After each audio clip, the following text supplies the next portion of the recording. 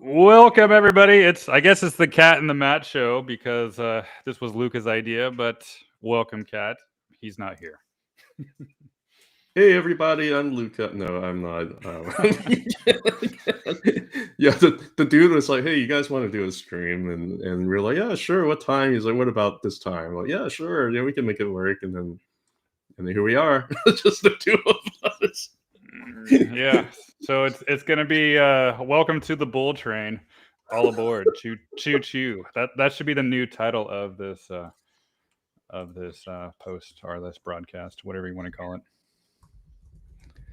I suppose so. Well, I mean, I think you got your chart here. We do a short show. We just do a 15-minute show in tracker time, and So 6 hours? No. 5 minute show. That's like 5 minute show. That's like an hour. Yeah, that sounds about right. Oh right. boy. And yeah, let's just get started. We'll just talk about some usual stuff that we always start off with, and that'll be IWM. And it's kind of our indicator of how we kind of see risk on assets, not only in the stock market, but also crypto as well. And the chart that I have pulled up is my linear scale GAN here. And what I want to point out is price is really finding stability on top of this arc, which was a previous resistance flipping to a support. And this is also pretty close to where everything was in 2021, basically the whole time, right? Even if you don't use this little like last liquidity grab up, you can use like the previous candles here. It's basically just retesting all of these wicks down here and flipping it to support. You don't even need any other TA. You can just literally see that. We are on top of 2021 levels, which is bullish for risk on, bullish for small caps. And I think eventually it should be bullish for crypto, for altcoins. But so far it's not. They want to punish people the most to make them the most scared. And I think eventually it will. I think they will sync up soon, but it's not until maybe it wants to go to all-time highs. And when is that going to happen? Nobody knows. But I think some of the max pain scenarios are getting factored in right now, in my opinion. I think we're seeing something that we could start building a nice foundation here before continuing the journey higher. And I do see the 280s for IWM in the future. I see 289, 290. I see that green GAN level up here coming soon. How soon, though? Maybe sometime in 2026, or perhaps things could even get started sooner in December. I mean, maybe we could have a Santa rally instead of what Tracker says, a Satan really. Yeah. I mean, it's possible. I mean, I think we need to start to see some kind of liquidity come into crypto soon, or else it could be under pressure longer. What do you say, Kat? I can't believe you were just bullish on crypto. That's like so damaging to your brand. No, I'm just kidding. Yeah. No. I mean, like, it's liquidity play. I think if a lot of people forget about how bad it was back in April for stocks, and it's not just for small cap, not just for IWM, not just for miners, but you're talking about things are pretty bad for Nvidia. A lot of people forget about how bad Nvidia was when it went all the way down to the 80s. It was a flash crash, and here we are. It looks like IWM is holding pretty decent. Like if you don't believe in the GAN, that's okay. Like nobody has to believe in anything. If you don't believe in technical analysis, I don't know why you're even watching this, but yeah, but if you're believing in if things are holding at higher fit levels, such as what IWM is doing right now, is holding the 0.86 here pretty decently from the previous cycle high to the cycle low over here. Last time we had a little bit of a potential breakout that failed, big liquidity grab, huge deleveraging happened. This was the move that really was making us look really kind of dumb, because all flash crashes are meant to look dumb and meant to scare you. And when you have flash crashes like the one that you just had earlier in the year, and when everybody is thrown off sides, when no level was holding, that was probably one of those better opportunities to buy. And when we all look like fools and saying, oh, it's hitting the 0.5, it's going to hold, but nope, ended up having a big giant crash all the way down to 0.236, and all just ended up just being a big giant wick, down here below, and then it's just boom, boom, boom, boom, boom. Next thing you know, recover within half a year, and we're trying to break that level again. Everybody's getting a little bit, more bullish now, but a lot of people that were very, very bearish on a lot of things like miners, like Cypher that went down to like $3, Iron that went down to like 6 or something like that down here. Everybody was really discouraged, and everybody was kind of rotating into Bitcoin. What was Bitcoin doing at that time? Let's see what Bitcoin was doing at that time, shall we? Bitcoin was holding extremely well back in April. I mean, in fact, it kind of dropped back in February, and it was holding extremely well. It was actually green in April, and everybody's just kind of caught off sides here, and they're thinking, oh, you know what, relative strength, right? What was holding extremely well back in April? MSTR. What was the narrative? A lot of big accounts were saying that, hey, we should not be in all these like small cap stocks and whatnot. Just go to Bitcoin, go to Bitcoin stuff. Like MSTR. What was the other one that people got really excited about? This Metaplanet thing, right? What happened with Metaplanet? It went really great, right? Back in April, it was holding pretty well. May, June, everybody was confirming their thesis. This thing is going to go to the moon, and got everybody really excited up here. Next thing you know, just 5 months all the way down, right? So people are getting thrown off sides here, but this time, even though Bitcoin is looking pretty bad right now, and we also had a very bad event that just happened with the altcoin market, everything. I think it was holding extremely well, right? Even you look at the weekly, you can see that it's just holding levels very, very beautifully. It's even just holding some simple moving average like the 20 perfectly fine. On top of 0.886, you look at the daily, there's even like some buy order blocks up here right around where price is at. And you also look at Mat scan level. Everything looks pretty decent here for like the stock market, actually. I don't say the same thing is happening with the large caps too. Like even if you're looking at the ratio of QQQ over SPY, we are having a little bit of a correction, but the Bollinger is expanding. Looks like QQQ wants to probably continue to outperform SPY, but we have a big correction so far on this month. But overall, the trend seems to be still on the upside, right? If you worry about the stock market, why is SoFi still holding pretty well? Higher highs and higher lows, barely got hit, right? Affirm's even like this is like a trash stock supposedly because they're all buy now, pay later kind of thing. Yeah, you got a little bit of a downtrend, but it's on low volume, and overall it's higher highs and higher lows. Like this thing still looks pretty decent.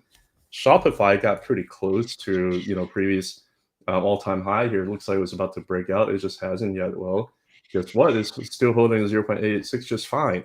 So all these signs are not pointing to that there's anything necessarily troublesome for the economy. But people get extremely scared because when they see Bitcoin not doing well, they automatically think that there's something wrong with the economy because they associate automatically that Bitcoin equals global liquidity. Bitcoin equals what the overall market's going to do. And also this is happening right around the 4-year cycle mark. So everybody's all really scared.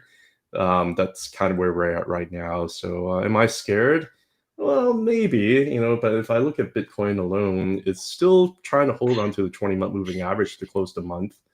And this actually looks very, very similar to what NVIDIA did. Let's see. This looks very, very similar to what NVIDIA did, actually, right? If you put up the monthly Bollinger Band here, if I get rid of all these labels, you can see kind of what it did here before. It just touched the 20. It was extremely scary at that time because if it breaks the 20, then you're going down to lower Bollinger Band, right? Or close to it. This is what happened last time. This is what happened the time before that. So that was a very, very scary time. It ended up just holding that level just fine. And then Bitcoin right now looks like we might be at risk of breaking down, but it's still relatively holding. We will see. We are at an important juncture, and we are trying to figure out whether or not the bull market would continue versus the whole thing just going to plummet all the way down. But so far, there is not really any like validation or any invalidation. It's just it's. And we're still waiting for things to kind of play out. If you're also looking at the moving averages hold on the weekly too, is holding the 100 here. It did break down underneath the 50. Everybody's all scared about the 50. being broken down, because that's what happened last time. If you broke down to 50, then that's it, right? You're screwed. Well, you end up back testing the 20 and the 50 here. You fail to hold. That's when you get screwed. But right now, we fell to 100. Looks like we got a decent reaction here so far. I do think we're a little bit too far away from the mean. We probably end up getting a little bit of retracement back to the mean here soon. And if we end up getting rejected there, then so be it, But NVIDIA, I keep pointing to NVIDIA. Why am I keep pointing to NVIDIA? The reason why I point to NVIDIA is it did the same thing. It broke down underneath the 50, went to 100, and then as it went back to try to back test it, it pushed through it just fine. So there is some, live here. I think liquidity conditions are still there. I'm not necessarily sure that this is really the start of the bear market until we see the reaction when Bitcoin goes back to the area to back test. That's kind of what my thinking is. I think we are going to have a back test up there eventually, right around the zone over here. And how it reacts probably would dictate the market. The fact that it's like flash crashing like this does make me feel a little bit better about it. Even here, back then, you do have a little bit of a relief here, but here is just a straight flash crash all the way down to the 100-week moving average. So we'll see how it reacts, man. I don't know. It's interesting time, Matt. Is Luca here? No, he's still not here. No, yeah, he maybe fell asleep or forgot, or yeah, that's all right. Who knows? It happens. Go for it. Yeah. Thoughts? Yeah. So on my Bitcoin chart here, I'm pulling the fibs from 2024 March to the August carry trade bottom right down there. And these are interesting fibs to me because the 2.272 here on log scale was the recent top, right? And it tried to break above 1 week, but it was just a fake out. So what did price do? If it can't break resistance, it goes back and retests support. And we saw it just went straight down to the 82,000, which also really coincides with the bottom of the Ichimoku cloud right there. So this, in my opinion, I think needs to be the bottom. Otherwise, it's going back down to the March 2024 top, right? It's going back down to 72,000, or even probably getting liquidity below it to that infamous 69,000 level, right? But we're not going to talk about that unless these levels break. So I'm all about one level at a time on the way up, and I'm about one level at a time on the way down. So we're at a point now where this week there's 4 hours, 41 minutes left until the weekly candle closes. And we could even close above this 87,003, right? The 1.414, which was actually the breakdown point back in March of 2025. And then it got that liquidity below.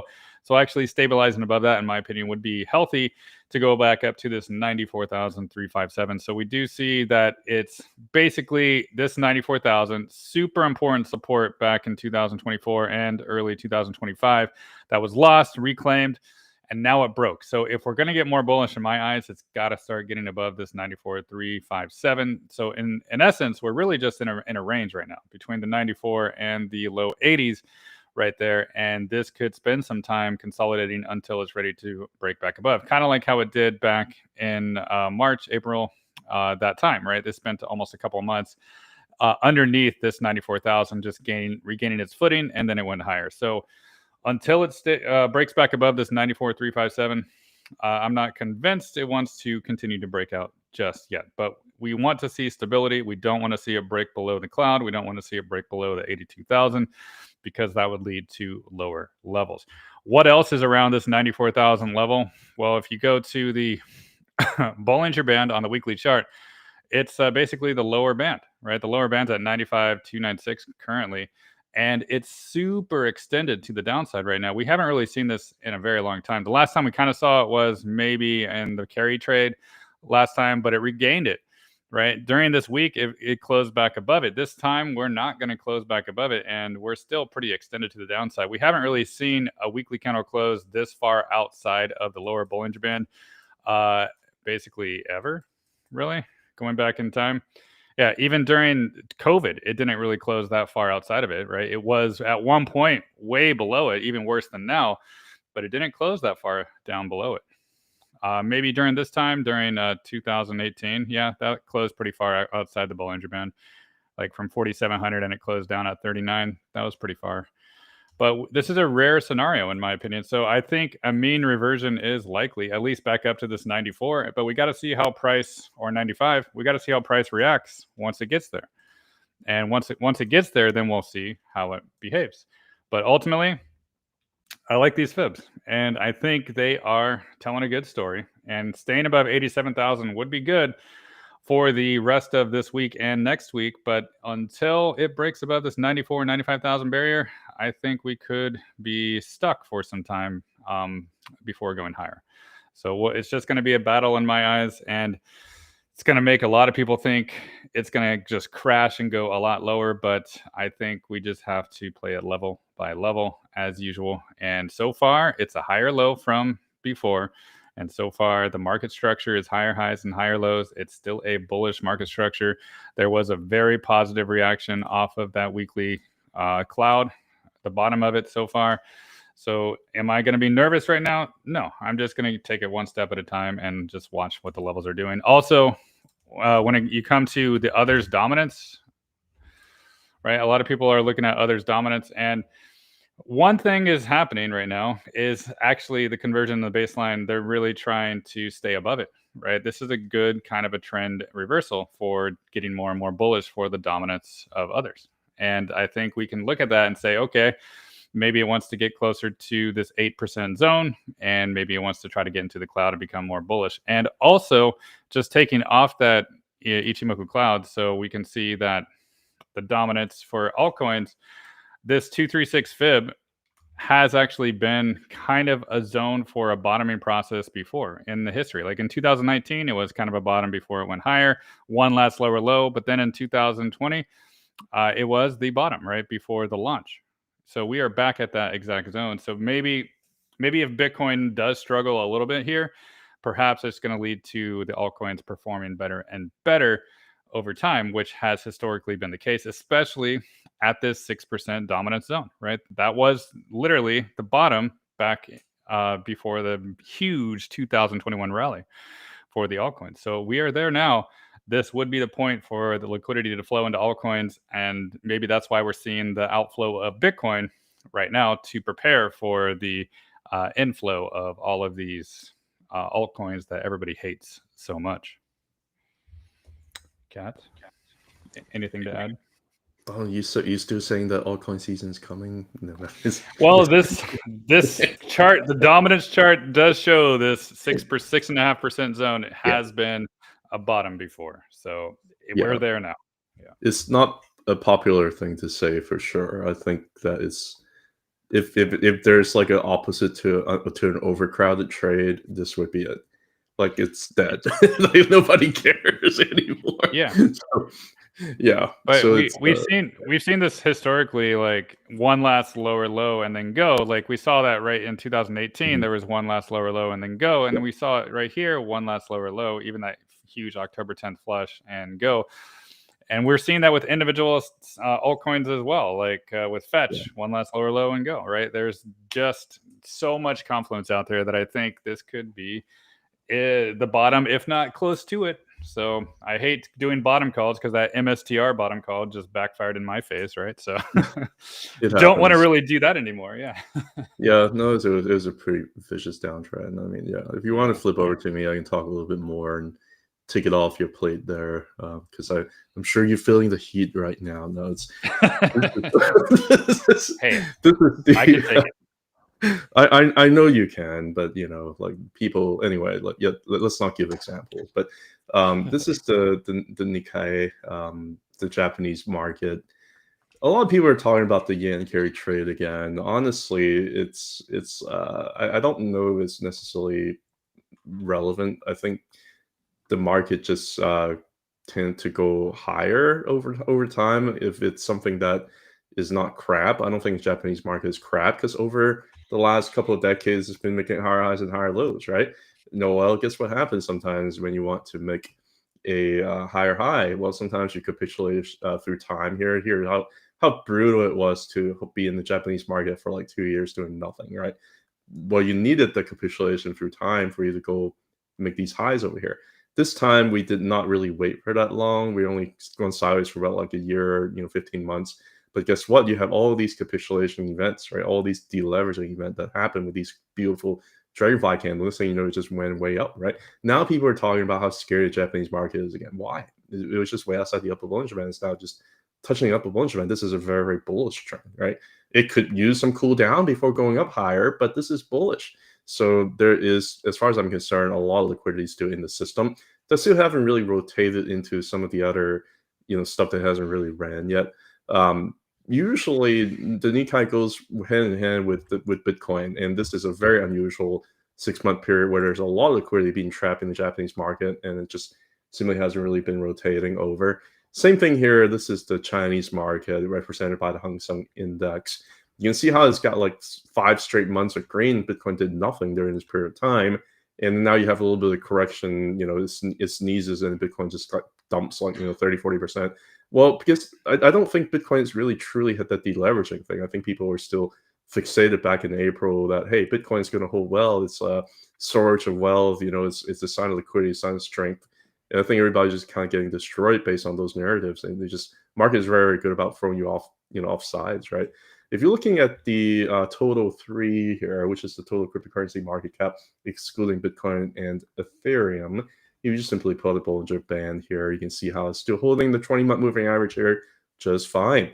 It looks like it's one of those things that is still a bullish formation, right? A cup over here, a small cup over here, and maybe is even forming even the smaller cups are bullish formations. And it's still tagging the 20-month moving average. So I can't really say it. I mean, obviously, the more you tag, you can say the more attack, the weaker it gets. But the truth is, you are also having a lot of knocks up here too against this resistance here for a very long time, for the entire year. And if we're not able to break through, we have to come back and back test some things. The range at the lower part is getting smaller. The range on the upper part has stayed the same. I think there's a lot of supply above that's being taken off, and I think that the demand is increasing, even though you have a lot of crazy, flushes here and there. Now, if you say, okay, so you're looking at stable coins too, right? Not necessarily. I mean, the market cap, I can look at, okay, so I can look at without stable coins. This is total 3 ES. Fine, it's broken down underneath the 20-month moving average. We're dead, right? Well, it's still holding levels just fine. It's still holding the Ichimoku just fine. It's still, forming higher lows over here compared to over there. It's still hitting the same resistance levels up above, right? You're still having increasing demand. You're still having the same level of supply. In general, what do you think happens after it done this kind of ascending triangle type, consolidation? Generally, things tend to break to the above. It just hasn't been doing that, and I think it's hard to to see the possibility of that, happening because it just hasn't done it. I don't know what else to say. We can talk a little bit about Ethereum. I'm sure people are very interested about Ethereum here. If obviously this downtrend has been extremely vicious, obviously because we've already been through a huge deleveraging event all the way to April. This move over here was not absolutely necessary, but it happened anyway. I guess there's just a lot of leverage here. I guess this whole big move up there was just getting a lot of people really psyched, including myself. And this downturn over here in November was really vicious. Right? Overall, what can I say? All I can say is this is a higher high over here. And so far, we're trying to form a higher low, right? Compared to that. That's all I can really say. I mean, I can look at the 20-month moving average so far is below that. I can look at the monthly Ichimoku. We haven't touched that yet, but it's below the tank in the kitchen or the conversion of baseline there. But just like looking at the Ichimoku cloud here on the weekly, it basically has tagged the Ichimoku cloud here very beautifully. It's also backtested this horizontal zone resistance over here, and now it's serving as support. Right? It's just been so vicious. So maybe we do have either some technical damage that needs time to repair, or this whole thing right here is just a liquidation cascade, and we might end up having a little bit of a V-shaped recovery, kind of like we did over here, because things were just so vicious and none of the levels were holding. Usually, to me, I feel that that's not a very healthy downtrend, and this also doesn't really feel like a very healthy downtrend. So, yeah, we're finding support here finally. We'll see whether or not that holds. But so far, I still think this is a higher low. And this whole thing right here is a liquidation cascade to try to get liquidity from the system so things would go up higher. That's kind of what I'm seeing here. But yeah, unfortunately, if you don't have Ethereum doing well, I don't expect altcoins to do well at this time. Like usually you need to have Ethereum to at least have some stabilization before they can really run up. So yeah, I mean, altcoins are bleeding, sure, but they're actually holding considerably well considering what I'm seeing here with what Bitcoin is doing. A lot of people are worried about Bitcoin crashing and that altcoins are going to bleed a lot more. They have been bleeding, but they haven't really been bleeding as terribly as one would suspect, I guess. Looking at the Bitcoin dominance, I really do think that the Bitcoin dominance is hitting a very, very toppy area here. You have 2 monthly candles at these big giant wicks above, getting rejected here. If you look at from this top here to this bottom here, the 0.707 is basically getting rejected here, right? If you look at this top over here wait a minute, this is in log. I need to use regular. Yeah, that makes a lot more sense. If you look at the top over here, you can see that basically the 0.618 is being rejected over here, right? That's a big level. If you are looking at the top over here, 0.786 over here is getting rejected here with these big giant wicks up here. That's a pretty important level. If you can't break back above the 0.786 with these big giant wicks like that, it's going to go down. The Bitcoin dominance is going to go down. I don't really see any other way for this to work. If you look at the weekly, there's also a couple other things to suggest that Bitcoin dominance is going down. Well, it fell into the Ichimoku cloud here with some last tries to try to break above, got rejected here by all of these different levels here, and now it couldn't break through, and now it's breaking down underneath the cloud here. This is weak. This is a sign for weakness. You look at different moving averages. The 20 is quickly negatively slapping Bitcoin dominance downwards, and it's going to have a hard time really trying to break above. You have 50-week moving average. Initially was a bull trend on the way up, serving as support here. Here it broke down underneath the 50, and it got rejected once and twice with these big, giant, nasty wicks. It's going to serve as resistance up here too. I don't think Bitcoin dominance is going to push back up. This is extreme weakness here. Even the 100-week moving average here is serving as support over here, but it's becoming more flat. It's probably going to go down there. It's probably going to serve as support, maybe range bound here a little bit, and then it's probably going to go down. This is a trend change that I haven't really seen for a very long time. This is a trend change I haven't really seen since like over in 2020, 2023. So as far as I'm concerned, Bitcoin dominance is going down. What that means would be a lot of people say, oh, Bitcoin dominance is going down. It's just because people are moving from Bitcoin to stables. That doesn't necessarily mean that they're going to altcoins. I would say that yes and no, because if you're looking at the dominance of USDT plus USDC, which is basically the two big giant, big giant stable coins here, they are having a breakout. They are looking good, and they are looking like they want to maybe potentially go higher because they are looking like they're breaking levels and want to kind of push higher from here. But remember the last time when the bull market for altcoins and for Ethereum, when was that? It was really around 2020 all the way into 2021. And during this period of time, dominance of stables actually was up, especially during that time when Bitcoin was not doing very well back in April 2021. You actually, you do have increase in stables, but overall the trend is still higher highs and higher lows during the entire crypto bull market around 2020, 2021. So just because you have a bull trend building up here for stablecoin dominance doesn't necessarily mean that we're entering bear market and everybody's just going to stables. Matter of fact, I think there might be more utility and more stability with stablecoins, and if that's the case, what you need to make stablecoins and make stablecoins work is Ethereum. So I actually don't necessarily see that increasing in the stablecoin dominance is necessarily a bad thing. During a bear market, yeah, I mean, like you can go all the way up, right? But even during a bull market, you can make higher highs and higher lows, and that doesn't really bother me. So couldn't it also mean like fiat people are getting out of the fiat and they're just putting it in the stables for more utility later? And like, isn't that more of a bullish scenario for crypto in itself? Like, get out of the fiat system into the stablecoin system for that ecosystem to keep growing and growing. So don't we really want more money to come out of like everything else and go into the crypto assets, even if it's in stable coins first? Yeah, it's possible. I mean, like if you look at the USDT market cap, actually, it's not that it's not that big, and it goes up over time anyway. Like it doesn't really matter. It just goes up over time anyway, and it's not that huge. If you look at the USDC, um, it's also going to go up over time anyway, even during the bull market. Like it doesn't really mean anything in isolation. If you're looking at USDC currently is only maybe like 2.5% of the entire market cap. Look at the USDT currently is only like maybe 6.25% of the entire market cap. So I think it's fine for them to grow. I think it's okay, but to kind of rotate out of Bitcoin into other assets, even including stablecoins where there's more utility, I actually would argue that it's healthy for the cryptocurrency market overall. But that's just kind of my own thought. So yeah. Well, I just kind of ramble on a lot. So any other thoughts you got? Yeah, like I got a total 3 ES chart that I want to show to you, and a lot of people hate total and total one or total two, total three simply because it includes stable coins. But that's why they created the ES, right? Excluding stable coins. That's what it means.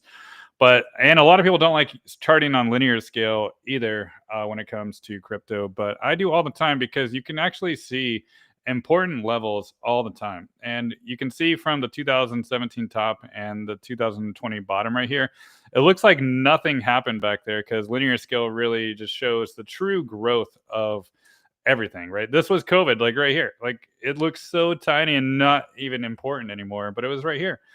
And we can see what was the top recently, and it was this 2.618. It was the basically 900 billion. It could not break above it. And the last time it really tried was during October, and it really just kept wicking above it and never could. So if it can't break resistance, it goes back and retests support. And what do we have? The 1.618. And it actually did find stability there for this week. And it is still higher lows, right? There's a lot of fear out there, but when you're excluding Bitcoin, Ethereum, and the stable coins, this is the altcoins right here. This is your Doge, your XRP, your Solana, whatever. This is all including like all these altcoins here, and it's showing stability and it's not breaking lower. It's higher lows. This is a bullish structure of the market.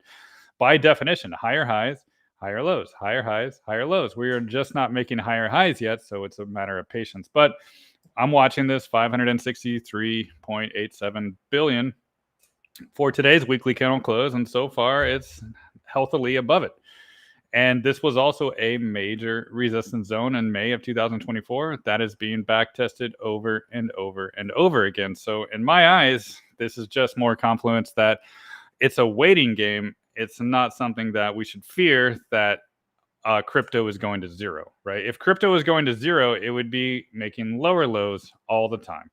It would be flipping more and more support to a resistance, but it's not. It's just not able to break resistance. That's not a bearish thing. That just means it's not ready yet. It just keeps on trying, and maybe one day it will, but just needs more liquidity lower first. Get people to deleverage, capitulate, whatever, until ready to go higher. Another thing I want to look at too is the others chart over Bitcoin, right? I want to show this chart too, because what I see here on log scale is something similar to that others chart that I've shown you just by itself, where it's trying to break an arc, right? And this others over Bitcoin has been really trying to stay above this top arc over and over again, but it didn't. But in actuality, what happened with that 1010 crash is it went right back down to that blue level, just like it did for COVID, right? So we actually did do a double bottom for the others market cap already. So it's not really necessary to go back down there, and it already got all that deleveraging out of the system for most of the altcoins that it's just not ready to break out. But I think once it really can break this top arc, we'll see altcoins really outperform, and perhaps it can go back up to again, where it was the top back in 2022, 2021, right? That was the top. So we are looking at some good developments here, and I think the deciding factor is going to be, what is gold going to do, right? Because there's a lot of liquidity left in gold right up here that if it gets rotated out of, guess where that's probably going to go? Into risk on assets. And this is I made a post earlier today on X. This is the only thing that has not been deleveraged at all in 2025. It's the only thing. So would you want to be in this crowded trade right now? And a lot of people say yes, but the majority, if they're saying yes at that point, that's a lot of risk they're taking on, because people don't realize the lower price goes, the better your risk reward, right? The higher price goes, the worse. So why would I want to be buying something at a major resistance zone? Sure, maybe it can go higher. Maybe it can go up to like 46, 5,000, but from 4,000 to 5,000, your percentage is not that big, right? It's not that big at all. And your risk is a lot, because what if it just collapses back to like 3,400, 3,300, or 3,000, right? All this, there's a lot of demand down here. This was a previous supply zone, flip to demand zone. So if we just draw a little box there, price could easily come back and retrace to the low 3,000s and just wreck a lot of people. And this is a very, very crowded trade, in my opinion. And I don't like to be a buyer when something is that massively crowded. And we saw Bitcoin, nobody thought it could go lower, right? Everybody's propping it up, all these ETFs, all this blah, blah, blah, blah, blah. Well, guess what? They proved that wrong. So why would gold be any different? Because it's a commodity, because it's a precious metal? It doesn't matter, right? It's liquidity.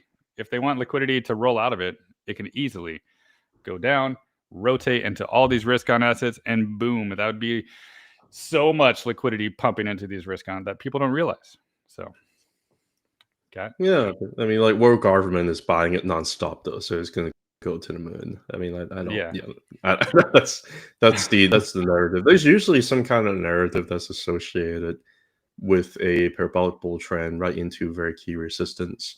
And I'm not even saying that gold's going to crash. All gold has to do is just kind of did back in 2020, 2021, 2022. It can just go sideways and do nothing, and that would be rotationary forces, out of gold into other things, and that would probably be healthy actually, because gold is looking quite unhealthy right now.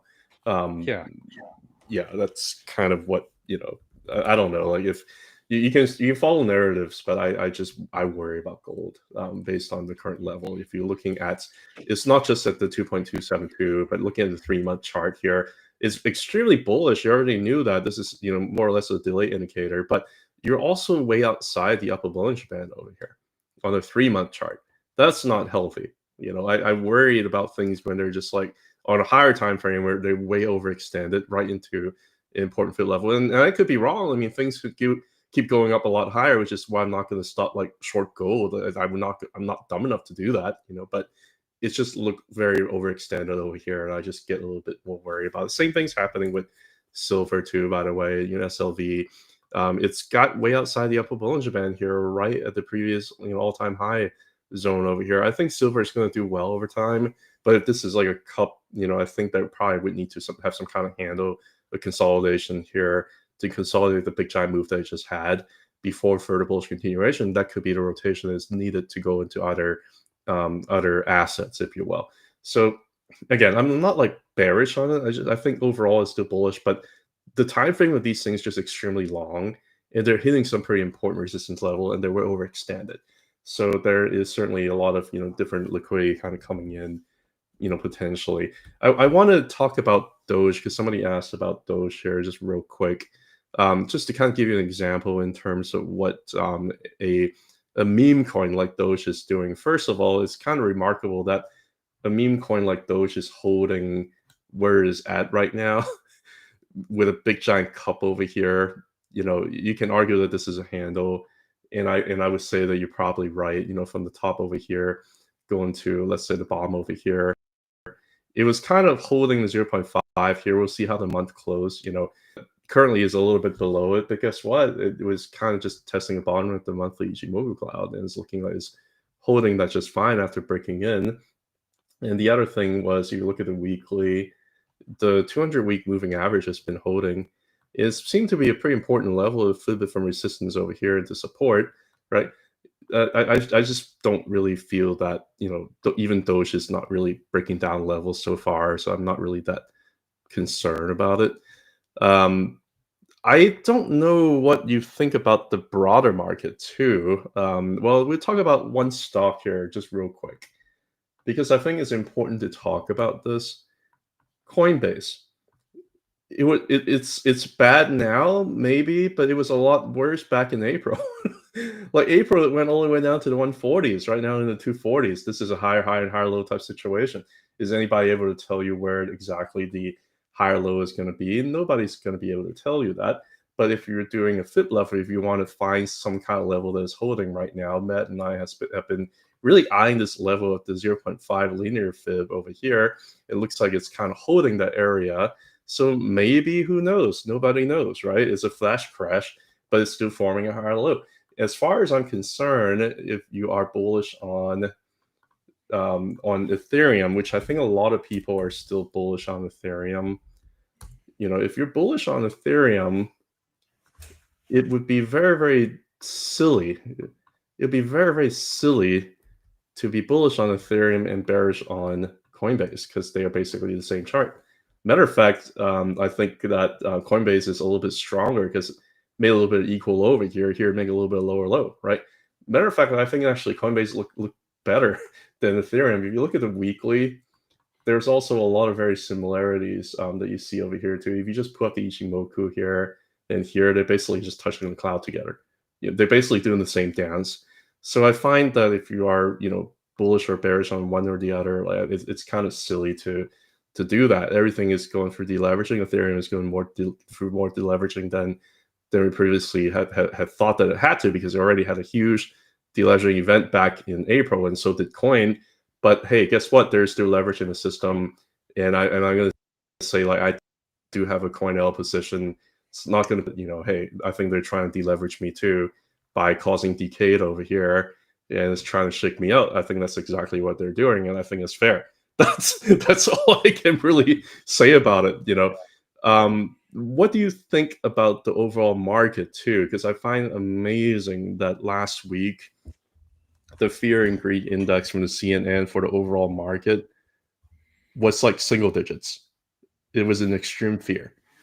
When the S&P 500 didn't really look that bad. This is the SPY. Like, what do you like? How do you what? Like,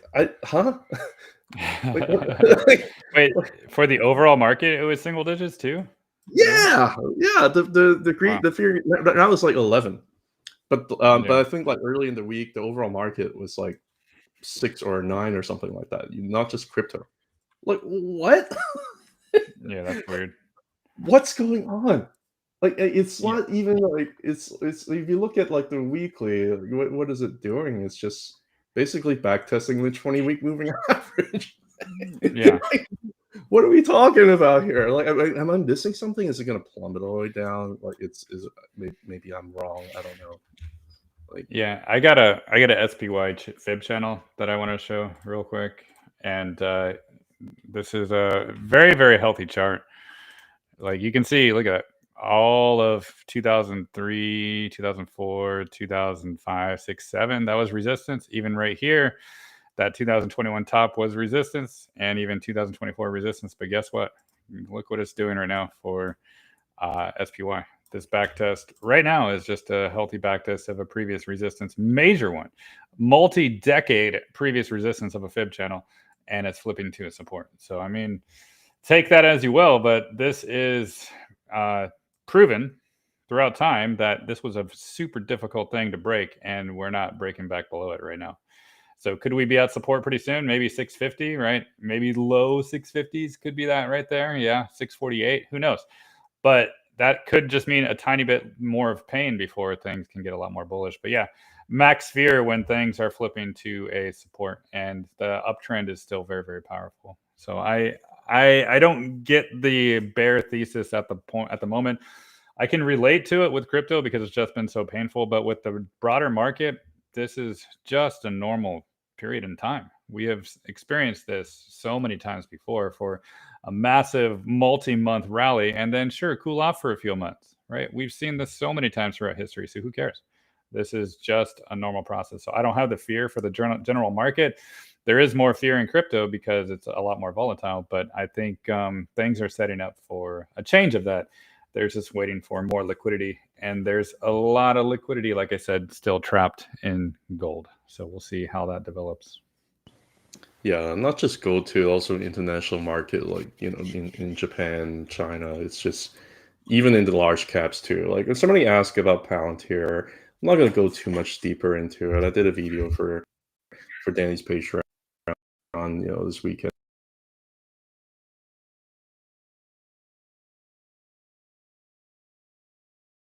Usually talk about Palantir every weekend on his Patreon. I'm just gonna I think you cut out for a little bit. So Yeah. no, I think I you're good lost now. connection. Just start over. Yeah, I'm getting tracker style internet in this room. I don't know why. Yeah, it's contagious. His optimism and his niceness, and also his internet connection is very contagious. But anyway, can you hear me okay now? Am I still disappearing? No, you're fine. Okay, cool. Yeah, I mean, somebody asked about Palantir. I'm just going to show here real quick. I usually do like a weekly video for Danny's Patreons. I already talked their ears off, and at this point, I think people are just so scared. I'm not even sure if they're really watching it anymore.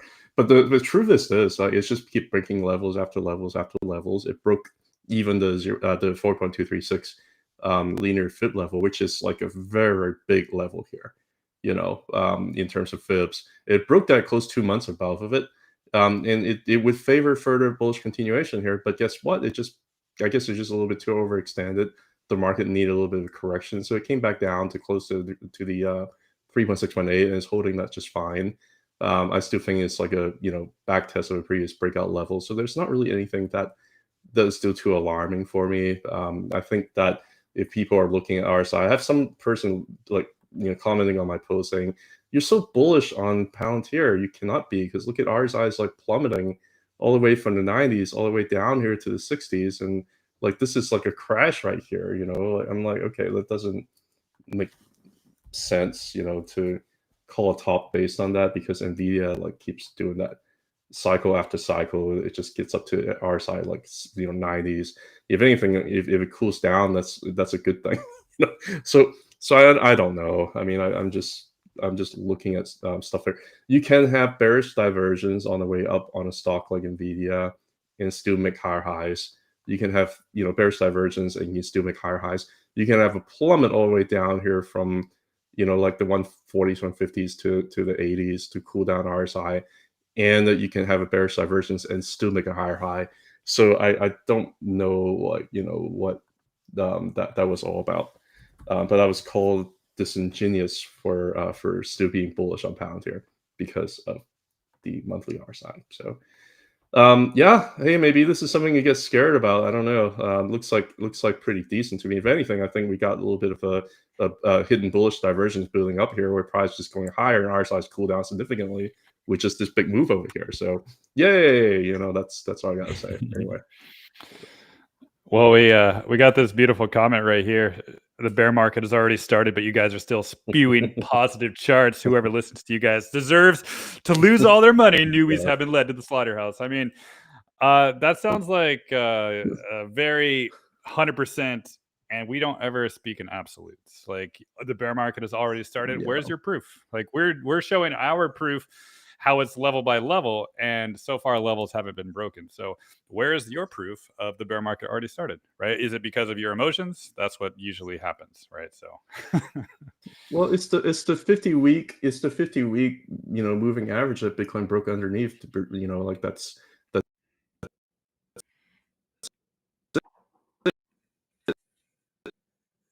uh-oh, you were cutting out a little bit right there. Maybe start over.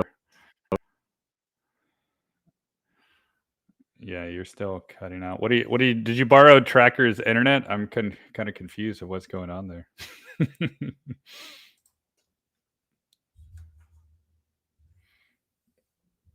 Uh-oh. Oh no. Oh no, cat, we lost you.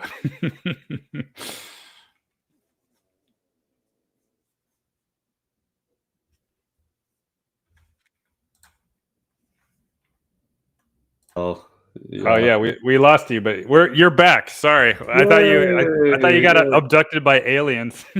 I suppose so. No, I don't know what's going. Like, I need to. Yeah. Anyway, I don't have much else to add. I think that if we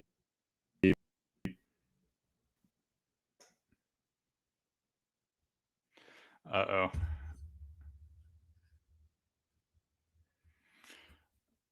Well, I think Kat is having tracker type problems on the internet here. So, I see. What about XRP? Yeah, XRP is fine, right? While Kat tries to fix his internet, I'll just talk about some XRP developments here, and we'll go to my chart right here, and we'll go to Kat.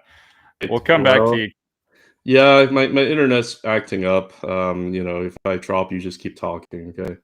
Yeah, okay, I'll switch back to you. I was going to talk about XRP, but I'll finish the show with XRP, but I'll let you finish. No, I don't have much else. I mean, people being absolutist about it because we've had a big giant crash down. I mean, I think at this point, it's more looking at the reaction and see how it goes. I'm never gonna, be like going on other people's live stream and yell at other people and saying you're too bearish. Like that's never something that we're gonna do. And if they want to do that to us, that's fine.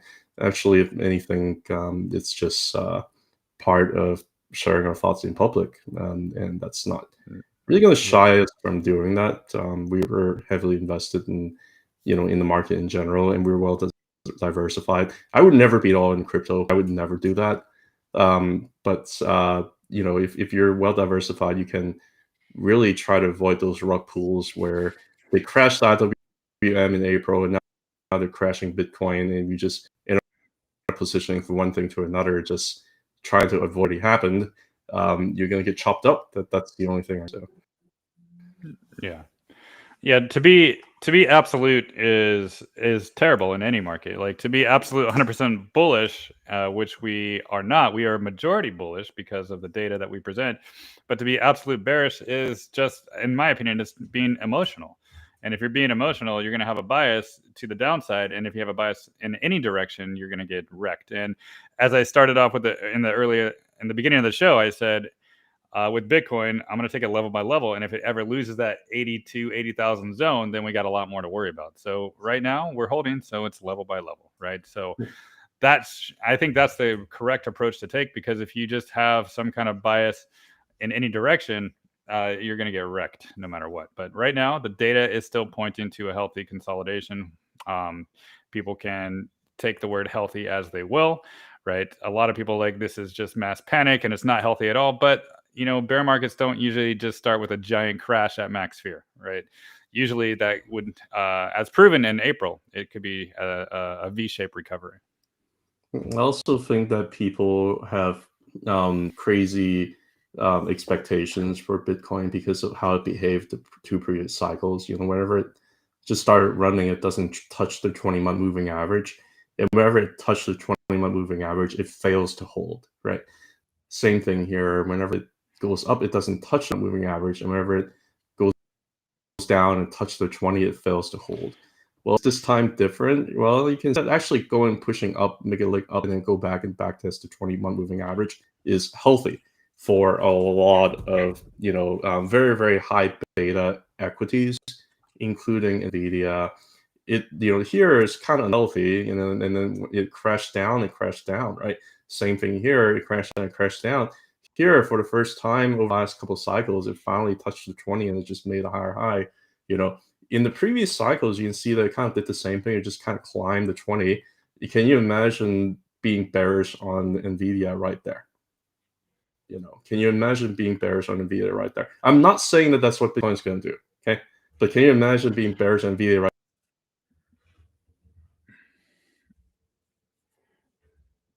Oh no. And also, Kat, when it comes to the velocity of the last two cycles with Bitcoin, it just basically shot up a lot. So it was a lot more overextended from the 20-month moving average than prior cycles as well. Than this current cycle. So that's why we're kind of like riding it up a little bit closer than the last time. So that's my opinion of that. And I think Kat actually got lost again. Well, Cat's having internet problems, so let's just finish off the show with Matt. Can you make an argument of altcoins? That's what I've been doing this whole time, right? That they're finishing a bear market. I've been doing that the whole time, basically with altcoins, talking about that thesis a lot. So I'm just going to finish the show with altcoins are basically they're trying to bottom. They're making higher lows, equal lows. So I've been talking about this forever. I showed with others' dominance as well how price is trying to get more and more bullish, and actually others right here is really trying to hold this 220 zone, 20 billion zone, and also with the Ichimoku monthly cloud, it's still just inside the monthly cloud where it used to be kind of a challenge to get above, but now it's actually trying to ride the cloud as a support. So these are all signs of a potential bottoming process. And to have a bearish bias when nothing is really technically breaking with others, I think that's not correct. But I think Cat is back. Yeah, don't worry about me. I don't know where I'm going to drop off, so just finish the show, man. Yeah. But no, I was just saying, like, your 20-month moving average too, the previous cycles for Bitcoin, it really was overextended, right? For Bitcoin, because the things went really parabolic, and this cycle things did not go parabolic. So it's normal to just ride the Bollinger Band, or the 20-month moving average as support on the way up, since nothing really went parabolic. Yeah, this is if this holds is healthy. If it breaks down, I'm sorry guys, we're gonna lose all that money. Like that's the reality. But I think that it's just we haven't really had that big parabolic run. Same thing if the risk hasn't really been that significantly elevated. I don't really necessarily think the risk is going to be that significant to the downside. But again, like it's just probability, and I could be wrong. I'm just going to leave it as that. All right. And the last thing, I'll finish the show off. I see a lot more requests, but we're only going to do an hour show today. But with XRP short, what is XRP doing? Monthly candles. Well, I have a fib from the recent top and the 2022 bottom, because that's kind of like a fib that I've been showing with Ethereum, with Coinbase, with a lot of things from 22 to the recent top. And these fibs are kind of important. So we're going to keep watching this 212 zone and even the monthly baseline here at 202. So nothing is broken. The trend is still alive. All of these previous resistance levels and the bodies of these candles are technically flipping to support still, right? It's a really healthy chart. And I think somebody asked, Cat, why don't you like XRP? I don't. I don't hate it. I think yeah. I just like kind of missed the boat, and I don't like to chase. And I think right now it's going through a very healthy consolidation period. If I was going to enter, I would, but there's just so many other things to buy. So I don't, I don't think I need to be in everything. It's yeah. I don't have to like all the Spice Girls. Yeah. I mean, it's not, it's. That's true. Nobody likes them all. Yeah. Well, I don't have to like all the United States president, but anyway, yeah, go ahead. But I'll tell you what I want, what I really, really want. And what I want is XRP to keep holding that baseline, right? 202. That's what I want. And for the chance to continue to the fib extensions above, $7, $10, all of it, it still exists, right? Nothing has deterred this from not getting to those targets in the future. I think it's just a huge breakout, a year-long consolidation through time, sideways, really. Ultimately, it's like a parallel channel, giant bull flag. So if people think this chart is bearish, then no wonder they're buying a Nike or UPS or something, right? Well, yeah, I mean, it's basically saying the whole crypto market, I guess, is saying, if you want to be my lover, you have got to give. That's what That's true. If anything, if the whole cryptocurrency market just crashes, we lose our money. Friendship never ends. That's fine. Yeah. Yeah. We can just be we can all be frenemies on X forever. But I don't know. I've been playing the game of probabilities for a long time now, and what I see is the probability of a lot of things going lower is better for you. It's not worse, right? Just a lot of people, they buy the excitement. And if you buy the excitement, then you have a long time to wait, or you have a lot of pain to endure. So I like to buy the boring times before the breakout. And yeah, I was buying for years. And actually my very first XRP purchase, I think it was down here in the 20-cent zone back in like 2020. That was my very first one. And then I started buying a lot more around here at this 236 fib. And then buy before the breakouts, right? If you do that, then you have all the time in the world. All the time in the world. So With that, great show, Kat. And Luca, same to you out there. Thanks for being a part of Thanks, it. in Luca, our for putting us spirits. together. We appreciate it.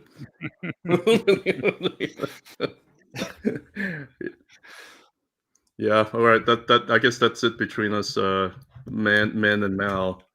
Until Yeah. next time, we're gonna get back on when the next crypto crash comes, right? Yeah. We're only gonna be live when everybody hates us and there's max fear. Certainly seems like it. I mean, I don't. Yeah. Hey. Yeah. Yeah. Thank you for the hates. We really deserve it. So. Yeah, we do. All right.